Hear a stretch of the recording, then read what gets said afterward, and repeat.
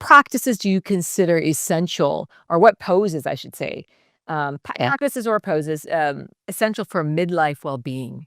Okay. I would say for everyone, it's child's pose. Okay. So there's two ways to do child's pose. Child's pose is usually done face down. Your knees are bent, and you're face down. Now, so that's one way to do it. There is another way, which I'll mention in a minute.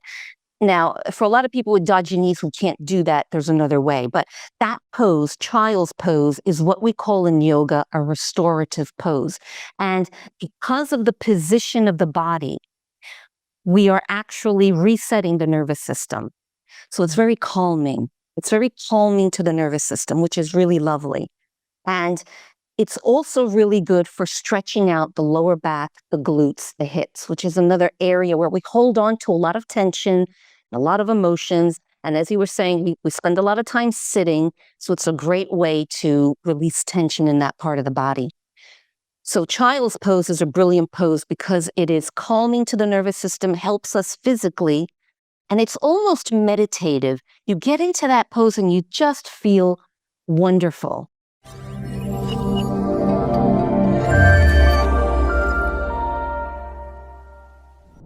Welcome back to the Dana Grant Show, where we are focused on heart-centered conversations. And today I have someone in the house, and you're going to want to hear this. Libby Stevenson I've been following her for a while on the gram.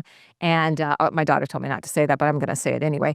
The gram. And she has transformed my life with incorporating yoga back in. And I was just telling her yesterday, I was here for about 15 hours. And I got on the floor and I was doing some of your stuff. Welcome, Libby. Libby in the house. All the way from London. So Oh, thank you for having me, Dana. And I'm glad to hear you're doing the yoga. Your body and mind will be better for it, I promise. it's one of those things that I think I have to go to a studio, and I have to go, and you actually made me rethink that and say, "No, you can do it right here in your office." I mean, Yes. if I've got my Peloton in here and all the other things, why can't I have a yoga mat in here Yeah. and do some stretches? And you even the one on the bed, I loved that too. It was like, "Oh, I'm doing that too." So, Well, yeah. that's the myth. I think people, well, they think they need a yoga mat. If you think about yoga, it's thousands of years old. There was no yoga mat back in the day. So they used carpets, and I say to people, yoga mat's great, but if you have a carpet, you can do yoga. If you have a bed, I think yoga's perfect on a bed. So yeah, there's many ways to do yoga. And I think just in the West, it's the way it's been presented to us. So we have these misconceptions, but I have to wear certain clothing and no, just wear comfy. And pajamas are great for that. They're great for yoga because they're comfy. Anyway, yeah. So there's a lot of misconceptions about yoga, which I try to address in my Instagram. And also the other misconception is you need to do an hour and 15 minutes of yoga. And you don't have to. You can just address what you need in the moment, 5, 10 minutes, whatever time you have, and you'll get a resolution to your issue, be that lower back pain or just feeling calmer or, being able to focus the mind again. So whatever it is you need. I like to call myself the yoga genie because people will say to me, I have brain fog. What can I do? What yoga can I do? Or I have achy joints. What yoga can I do? And I can suggest things for people. And it's not an hour yoga class. It's just little tips that can help them.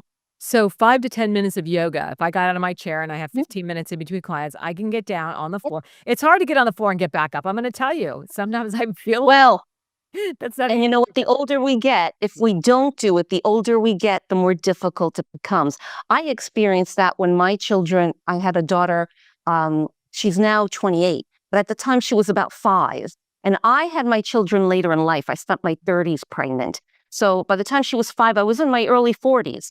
And we were playing on the floor. She got up and ran off. And I thought, let me run after her. We were playing. And I struggled to get up off the floor. And I thought, if I'm struggling now in my 40s, what's going to happen in my 50s? And I had always done lots of physical exercise. I wasn't doing yoga at that time, but it was something that I was very aware of, that as we age, if there's something that is bothering us now and we do nothing about it, whatever that may be, achy joints, incontinence, whatever, Yeah. Unless we address it now, it's just going to get worse. Ignoring it is not going to make it better. So the thing about yoga is, yes, a lot of people think I have to get on the floor to do yoga, but there's lots of standing poses. There's lots of lying down poses, seated poses. There's the bed, you can do it on a when you did that, I Exactly. thought I remember watching that thinking, "Why did I not ever think about that?" I think sometimes we have to do it the hard way. We think we have to do it the hard way, or we look at how everyone else is doing it and saying, "I can't do that. I'm not gonna do anything at all." Because when you just said, "We can't ignore it," I would say 90% of women or 98% of women do ignore it. I feel Or like maybe they think it's normal. Maybe they think, oh, this is just what happens as we age. Okay, I guess. But yeah, that's not something I subscribe to because I want to age well. And I think yoga is helping me with that. That's for sure. I think that's a relatively new concept this in the last decade. I want to age well. And I think this is a big component, is moving your joints freely and feeling Yes. free of pain. And do you think yoga is, I won't say one-stop Yes. shop, but would you say it's about the number one? I would say it's one of a number of things we need to do as we age. Um, because the body is we can't just look at the body in one direction. There are many aspects to our well-being. So there's movement, which impacts our health and well-being. There's sleep, there's nutrition, there's the way we manage stress, and there's also the way we look after ourselves. So there's all these different aspects of well-being that we need to tend to in order to age well, and ignoring any one of them, it's one of those tricky things that we need to tend to all of them. You can't just exercise and eat crappy food and expect Right. to be healthy. You can't just exercise or vice versa. So we need to look at all the aspects and have ways of managing all of those things. So different things in our toolkit, as they say, health toolkit. And yoga can be one of those things, because yoga helps with movement. It helps with breath work. And that's another thing that happens as we age. The body naturally just curls forward. So yoga can help with posture, but it also helps with lung capacity because we do all those breathing techniques. So it can help with that. It can help with, brain fog. It can, again, because of we're increasing our lung capacity through a lot of the breath work, it's calming. So when we're calm, we can think more clearly. There's all of these different ways that yoga can help us. It's fascinating, and it's only because I've been doing yoga and studying more about it. Yoga is a huge field, and I feel like I never finish learning. There's always something to learn that I'm now learning so much about the impact of yoga on our health.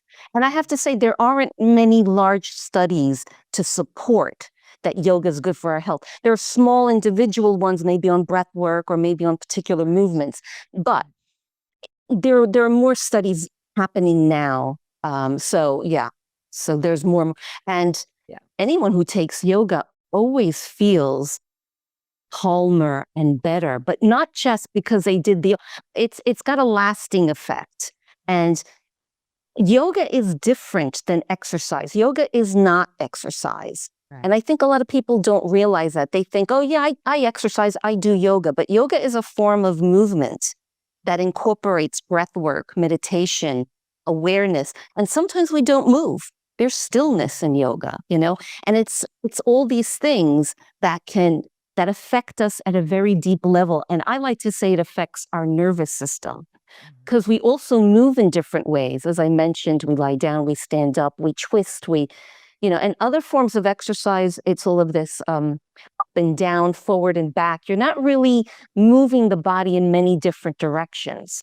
Whereas in yoga, we move in all different directions, and that really affects our nervous system. And as a result, um, it affects the mind, the body, and the spirit, all of those things together. I love that, because I've never really thought of it as exercise either. I like the way you explained that. I was looking that you have a biomedical engineering degree in therapeutic wellness. Yeah. When did you start realize and you're part of the British Menopause Society. I'm Yeah. looking at where and when did all of this start? when you you started specializing in women's health? Yeah. Well, I always loved biology. I loved concept of the human body. I think the human body is fascinating and all that it does for us without us even having to think about it. So I did this degree in biomedical engineering, which is artificial parts of the body, basically. But it's a strong foundation in anatomy and physiology. Um, and and so I just studied the body, which I always found interesting. And I always liked exercise. I always did some form of exercise, but I never found anything that I kept doing on a long-term basis. So I never found anything that was sustainable for me. But I did try everything. Any trend that was out there, I tried, like TRX and spinning and power plate. Do you remember that? I mean, all these wacky things. I did try them because I liked moving. I just never found a form of movement that I could keep doing. And then in my early 50s, I found yoga. And it was literally somebody started a yoga class around the corner, and it was through convenience that I went. I didn't really know much about it, and I did it. And after doing it for a couple of years, I started noticing the physical and emotional benefits of it.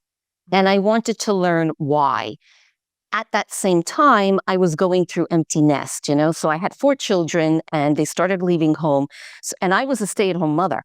So I had a lot of time on my hands now as these children were leaving home. And I thought, oh, I like yoga. I have a lot of time on my hands. I'll do the yoga teacher training. And thinking it was just for personal development, I wanted to know, why am I feeling so good as a result of the yoga? I didn't get that answer through yoga teacher training, but by the time I finished it, it was a lot more intensive than I thought. And I thought I should do something with this. But who am I going to teach? Who do I want to teach? And so, being a mother of 4 children, I thought I'll do further certifications in pregnancy yoga and postnatal yoga. Because as a mother, that's where I can be in service to other women who are, first-time moms or, Right. just had a baby. So I did those certifications. And then in lockdown, so I started teaching in yoga studios in London. Then in lockdown, everything shut down. And I did further certification in menopause yoga. So I have now the whole, what do you call it? The whole range of The whole range of women's health. So I didn't start out in women's health. I started out in health, and now I focused on women's health, which is really what I know well, being a woman. And then I did further, certifications, not in yoga, but, for pelvic floor health, for bone health, other types of learnings. So it's been a wonderful journey through the yoga into women's health that has then opened up avenues to learning more about women's health. And I really enjoy what I do. And it wasn't a pre-planned, getting back to your original question, it wasn't pre-planned. I didn't pre-plan this. It just kind of all flowed. Yeah, I love it when things are in flow like that. What do you think surprises you the most when you begin to work specifically with midlife women? What surprises me the most? I think what surprises me the most is that they're very accepting of where they are in terms of their physical health and don't realize that there's a lot they can do to improve it. I think they think this is, I've got achy joints. That's it. That's it. That's all I can do. All I can do is grab some Motrin or some. Yeah. Like they don't realize that there's a lot they can do on a day-to-day basis, and simple things, maybe even just drink more water, like little things that they can start doing to improve their health. I think they think this is the way it is. I hear my friends complaining about the same thing. It's common. I guess it's normal. And to them, what I would say is, just because something is common doesn't mean it's normal. Maybe it is common, but you don't have to live with it. There's a lot you can do. Like incontinence. For midlife women, a lot of women start experiencing incontinence and they think, oh yeah, well, I guess this is just what happens as we age. I'm not incontinent. I can jump, laugh, run, sneeze. I don't leak. There's a lot you can do. And it doesn't have to involve surgery. Just little tweaks that can get you thinking differently. Some of that is even psychological. So I would say that that's the interesting thing about women. I think younger women now, because there's so much talk about the menopause and about, more healthy aging, are more, will be savvier than us when they get to our age, But women our age are coming to this saying, oh, I can't do yoga. I'm too old for that. I'm not bendy. They have all of these ideas about themselves and they just accept them without thinking, maybe I can, maybe I can do something about that. Maybe I can change that, Right. But, they just need someone to kind of give them that encouragement. Mm. Is it really ever too late to start yoga? Like you said, we accept it. No. Is it too late? Or No. I do hear that a lot. Well, I should have done that a decade ago. I should have done that 20 years ago. And what do you think about that? No, because I started in my 50s, my Right. early 50s. And anyone listening to this might be thinking, yeah, but I haven't moved or exercised in years. I can't just start and do a down dog. Well, you have to find the right teacher who can adapt it to you. And it's a bit of exploration of the yoga, the type of class that suits you. There's some yoga classes where you don't move. It's called restorative yoga. You lie there and it's really comfortable, but they put you in positions, but you're supported by cushions so that your hips do open up. You do elevate the rib cage. You can breathe better, but you're not moving. And the teacher will set you all up and you lie there for 20 minutes and then she'll put you in a different pose for another 20 minutes. It's 3 poses in an hour. I kind of like that. I like the idea. It's like I could meditate. And it's great. Yeah, And you just lie there and it's really comfortable. There are other classes where it's more of you get into the pose, you stay there for 5 minutes, 3 to 5 minutes. Now that could be too strong for some people. So then there are other classes like hatha, where you're in a pose but not for that long, so that by the time your body starts to get tired, you're moving into another pose. Then there are yoga classes like vinyasa, dynamic, ashtanga, where you're flowing. You are moving from pose to pose a little bit more quickly. You're going to build up a heat and a sweat. So it's an exploration of the yoga. My suggestion to anyone listening to this who's never done yoga and maybe not moved in a long time, to approach their local yoga studio, tell them, and they will tell you what class is suitable for you, maybe even which teacher is best suited to adapt poses to you. I teach pregnant women, right? These women have huge bellies and they can do yoga up until the day they give birth. It is that safe. And we adapt the yoga to them. It can be done. So if they can do yoga, with this big ball between their legs, think about it, then anyone can do yoga, really. I mean, you just have to find the right teacher who can adapt it to you. That sounds like a common thing. Yeah. The right teacher seems to be a common thing. Yeah. And when you do exploration of the yoga, you learn something about yourself too. You learn about what it is that suits you, because you might not have thought about it before, and then you try these different yoga classes and you think, oh, that was really nice. I needed that restorative class. I need to rest. Or you do one of the more, the vinyasa class where it's more sweaty and you think, oh, that was really fun because I was moving. Just reminder to everyone that when I say sweaty, in yoga, it's not like a normal exercise class. You're sweating because of how you're holding the poses and how you're breathing, but you're not jumping up and down. There's no impact in a yoga class. It's very gentle on the joints, actually. So anyone with achy joints, it's perfect for them because it is very gentle. And there's lots of ways to adapt movements. If you do have dodgy knees and you can't get down on your knees, there's a lot of ways to adapt the poses to people. What about not just knees? What about somebody like who's had maybe a rotator cuff, or they've got arthritis in their shoulders and they're just not shoulders are not moving and can't put their hands above their head and all that. Oh, yeah. Well, yeah, and all of that can be adapted. So there's one pose called eagle pose. All right, and eagle pose is all about crossing your arms in front of you in different ways. A lot of women can't do that. They just can't do that. So I say to them, just place your hands on opposite shoulders. It's fine. So you're not doing anything really funky with your arms, but yet you're getting the same benefit. You're still getting that upper back stretch. And that's the key. You have to find the teacher who understands what is it that you're supposed to get from this pose. It's not about the arms. It's not about the legs. What is it? It's about stretching your lower back or upper back or what have you. There's many ways to do that. You don't have to put your arms and your legs in certain positions. We can adapt it. What do you think I would say I have kind of two questions. I'll break it down. Um, so probably post menopause. What do you find is the most difficult thing for women that they're dealing with and coping with, and that they all want? They want something more of something. What would that be? I think it's two things, actually. I think it's sleep. They all want more sleep. And I think they all want more rest because they're at a stage of life when a lot is being thrown at them. So they have these physical symptoms, right? They come, new ones appear. They're symptoms you've never experienced before. What is going on? Am I dying? What is happening to my body? I'm falling apart. So they have that issue. Then they have aging parents.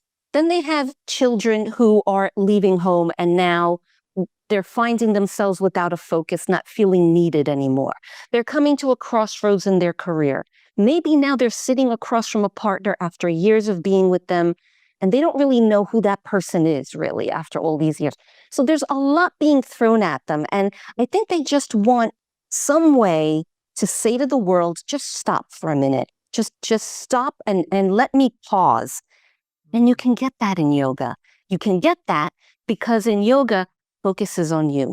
You have to really bring that focus to self. Whether you're moving in yoga or stillness in a pose, it's constantly being aware of where you are in space, what your body is doing, where are your arms, where are your legs.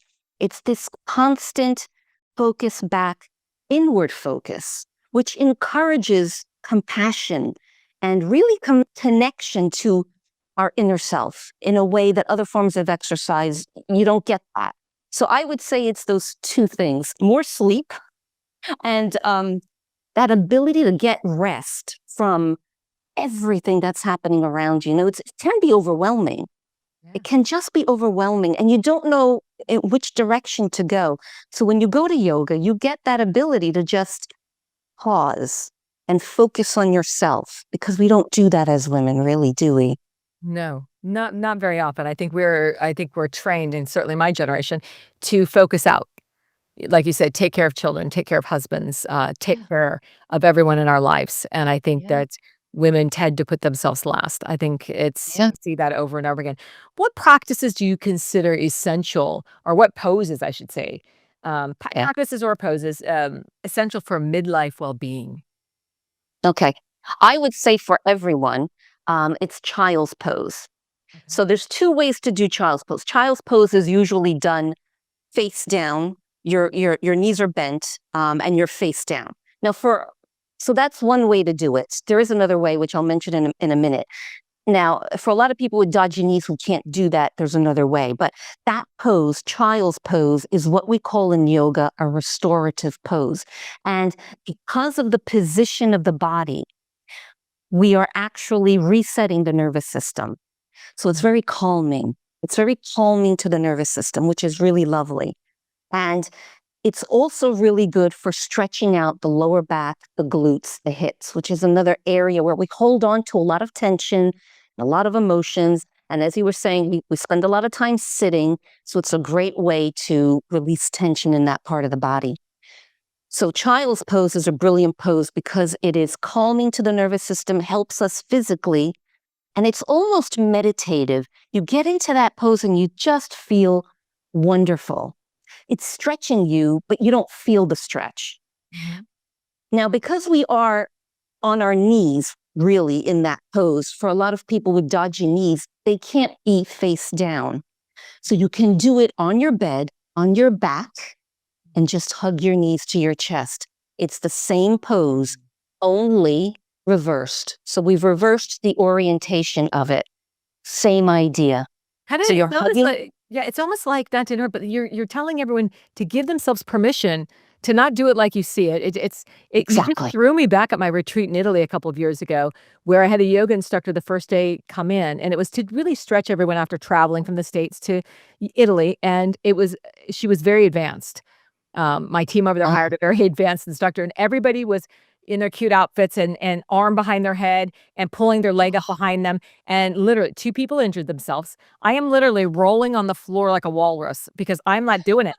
I'm not doing I am literally rolling back inside, opening my hips, stretching my legs and knees, and I just I'm oh, sitting back here, "Carry on, everyone, on the lay I'm good." But I watched everybody yeah, compete on yeah, staying up with that, and I yeah, almost I should have said, yeah, "Listen, let's tone it down. Let's just get some yeah, stretches in," because we yeah, stumble after that. But yeah, I think that yeah, women giving those themselves wouldn't you say, giving yourself permission to yeah, not have to yeah, do it the way we think we have to do it. yeah. And they might not know that. Just change the orientation, see if Mm. that works for you.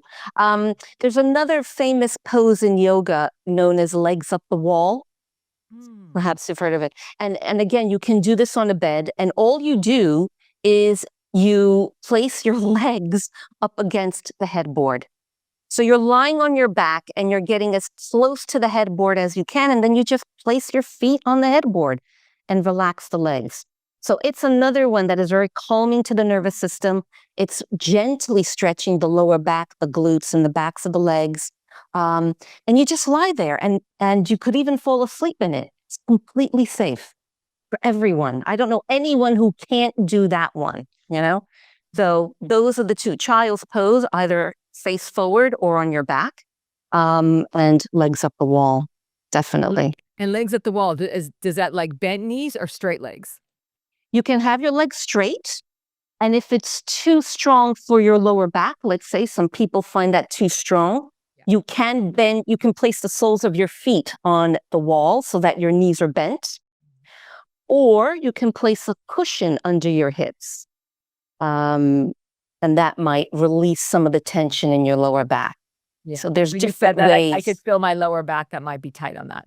I could see that Yeah. because I do So different if you stretches and yeah, so placing a cushion. So if your legs are straight, you can place a cushion under your hips, and actually that feels blissful. yeah. It feels really nice. I mean, I don't have that problem, and I still put a cushion under my hips because it just feels nice. We have to give ourselves permission to, like, not be in pain when we Yeah, do it too. Love it. exactly. I love it. Yeah. I hope you're all out there listening to that. You have permission not to be in pain and to put a pillow under your tush, and, I love that. But, I said we've covered joint pain and a little bit of sleep disruption, but how can Yeah. yoga help with, like, common anxiety? So many people right now Yeah. just did a video on the life feels heavy right now for a lot of people and Yes. anxiety. Yeah. Here in the States, we have, Yeah. just had an election and people are and the tariffs, all the things, and this could be anything. I think life Yeah. ebbs and flows, and people tend to Mhm. carry a lot of stuff, even if big stuff Yeah. wasn't going on with Yeah. anxiety. What do you think, Yeah. Ken? I have a breathing technique. I think breath is your switch from anxious, nervous to calm. And when we feel anxious, what happens? We can't think clearly anymore. We just react, and we feel like the body reacts physically with heat, right? Because when we feel anxious, um, it's that fight flight hormone that comes on, right? We're in fight flight mode, which means that the body gets ready to either run or fight. Okay. So all of your energy goes to your muscles. And as a result, you'll start feeling hot. Okay. So one of the ways to counteract all of those physical reactions to anxiety is through the breath. And I have a really nice breathing technique, which is really simple. Anyone can do anywhere, and people might not even notice you doing it. And what we do is we're going to inhale through the mouth, close the mouth, and then exhale through the nose. And because we're taking in air through the mouth, we're taking in a lot, and we're taking in cooler air from the environment, even if it's hot outside, it's cooler than your body temperature. And then when we close the mouth and exhale through the nose, it's a slow, extended exhalation. And you do this as many times as you have to calm yourself down. Usually after 3 of these, you'll feel calmer. and 5 pretty much does it. So we can do it together. And the way you would breathe in through your mouth is you pretend you have an imaginary straw between your lips and you're sucking through this imaginary straw. I like that. And then you close the mouth and exhale through the nose. And it's just slow and I like extended. the straw. I like that straw. Yeah. That was a good image of just, and no one noticed It's very doing it. easy. And it's because your lips are, it's very small. People might not even notice you doing it. I'm not even breath work. I think breath work is a life changer. I also think Brilliant. stretching yoga is too. But I mean, breath work, Yeah. I think, can change anyone's life. And I love the way Yeah. you're incorporate. I mean, I think a lot of yoga is breath work, but a lot of people think it's about stretch. I know a lot of people that hold their breath during yoga. Yeah. Yes, I know. I know it. Well, it's like I always cue the inhale and the exhale, but some people, we don't, a lot of people don't focus on their breath. We just don't focus on it because it just happens automatically, which we're lucky that it does and we don't have to think about it. But yeah, a lot of people tend to hold their breath. So it's interesting that happens, but not just in yoga, but also in exercise classes. They get so tense, they just hold the breath. I love that you do But that. practitioner. I watch clients on Zoom all day long. I can see when they're holding their breath. I mean, I'm watching them hold their breath, and I'm like, "Oh, let your air out." But I'm gonna use the straw method. I like that. I have other methods that we do, uh, Yeah. but Well, the I box like breath, this one. but I like that. Yeah. I like this one because it does cool you down. It's called cooling breath. There's a number of ways to do it, and this way, by saying there's an imaginary straw between your lips, everyone can do. Yeah. But the other thing is that some other breathing techniques tell you to pause between the inhale and the exhale, some people who are naturally anxious find that not breathing makes them even more anxious. So I tend to not teach that. Whereas this one is going to cool you down and relax you. Who's your ideal client right now? Oh, well, it's like a 50-year-old woman who hasn't exercised in years. Okay. And it's my chance to tell her, you can be healthy as you age. And it's my chance to share with her very simple techniques, not just yoga, but like little things that she can do and herbs that she can drink and things that are very simple to incorporate in your day to day that will help you. We're not talking going out and buying a bajillion vitamins or anything like that. It's literally, small little things that they don't know. You mentioned Every day? Should they do it? yeah, Every day? yoga. You can do yoga every day. Yeah, it's not like exercise. You don't get that buildup of tense muscles the next day. Yoga, because it has that stretchy element to it, you can do it every day. You can do it before exercise. You can do it after exercise. That's how I do it. So I do my strength training and then I do a 10-minute little yoga thing just to, release all that tension from the strength training, which is all lift up and pull and, it's all of that, tightness. It's all tightness. So I let it all go in a little yoga practice. Love it. I love it. Is there anything else you want to add that women and the audience needs to hear today? I think this is so Yeah. valuable. I think I want to dispel one of the myths about yoga is that a lot of people think it's a religion because they hear that it's spiritual. Right. But yoga is a philosophy, and you can follow it if you want, and yoga teachers incorporate the way they speak in a class, it incorporates that connection to self. But it's not a religion, and there's no preaching in a yoga class either. But the spiritual aspect comes from being able to connect to self in a way that you don't in other forms of exercise or when you're not doing yoga. Because like I said earlier, in yoga, there's this constant focus on breath, gentle movement, where you are in space, awareness, and stillness. And it's this idea that we have to focus on ourselves. We have to do. It's just the way yoga is, the movements that we do, that we're moving, standing, sitting, lying down. We're moving in all different positions. And it's that connection back to self that makes it spiritual. It's not a religion. I like that you added Yeah. that in. Yeah. Yoga is such a fabulous practice. I love it. Hey, Libby, what feels like love in your life right now? What are you loving in your life right now?